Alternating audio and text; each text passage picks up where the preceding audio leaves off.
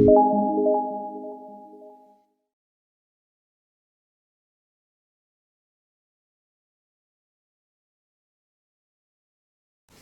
day. This is day 3, and it's an article entitled, I Never Noticed This in Psalm 91 by Jason Zarowski. Psalm 91 verses 1 and 2 has become one of my favorite passages of Scripture, and as an aside, it is one of mine too. I often use it in my prayers. Back to Jason. Whoever dwells in the shelter of the Most High will rest in the shadow of the Almighty. I will say of the Lord, He is my refuge and my fortress, my God in whom I trust.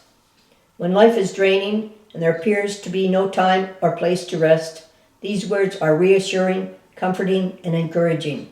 When things appear to be their worst, I tend to get a bit negative, and most of us are like that.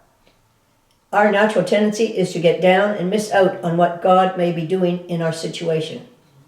When I find myself in these negative places, my goal becomes reprogramming my mind to fend off the negative and say of the Lord that He is my God in whom I trust, just as the writer of this psalm did.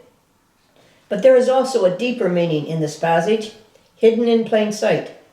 In these verses, there are 4 names for God: the Most High, the Almighty, the Lord, my God. Why does the writer use 4 different names in 2 verses? And what is significant about it? The first name, the Most High, is the Hebrew word Elyon. It suggests a supreme monarch, one who is elevated above all things. The name signifies God's majesty, sovereignty, and preeminence. It carries a connotation of a Davidic king that reigns above all other kings and is first used in Scripture in Genesis 14, verse 18, describing Abraham's encounter with the priest king Melchizedek. Quote, Then Melchizedek, king of Salem, brought out bread and wine. He was priest of God Most High. End of quote. Melchizedek gives us a picture of Christ in several ways, and it is fitting that this story contains the first use of this name of God in Scripture. Verse 1 speaks to the protection of one who dwells in the shelter of the Most High. And it causes us to ask where it is that we dwell. Do we dwell in our own self-doubt? Do we dwell in anger? Do we dwell in what could be or what could have been? Or do we dwell in the shelter of the Most High God, the Holy King of Heaven, who promises to protect and keep us? The second name, the Almighty, is translated from the word Shaddai. If you are thinking of the Amy Grant song right now, I assure you are not the only one. Shaddai has many meanings, but as you may imagine, it primarily suggests a mighty, powerful God who is strong beyond our imagination and is more than capable to supply our every need.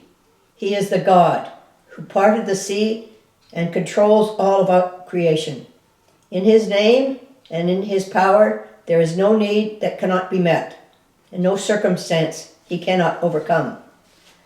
The third name, the Lord, is the personal name for God, revealed to Moses at the burning bush.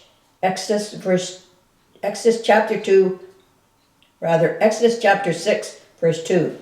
This personal name of God was considered so sacred in Judaism that the original pronunciation is uncertain, only that it contains the letters YHWH or JHVH in Latin. It has been translated as Yahweh, Jehovah, and more often as the Lord in all caps. The significance of this name is that it represents a relatable God who seeks for us to know Him in a deep personal level. The God who is the all-powerful, divine ruler of all things is also the God who knows every hair on our heads, every joy and fear in our hearts, and desires us to know Him as intimately as a friend. Thus, this God who created the universe and all it contains is not just some far-off, unknowable king, but a father Redeemer, and Friend. The fourth name, my God, comes from the Hebrew Elohim. This name first appears at the very beginning of the Bible in Genesis 1, verse 1. In the beginning, God created the heavens and the earth. When Elohim occurs in Scripture, it is typically translated as God. In Greek, it is translated as theos, which is where we get our word theology from. It means that one who is first, or the creator, and is technically a plural word. So it is fitting that this is how God is referenced in Genesis 1, verse 1, as our creator who is one, yet plural. Father, Son, Spirit.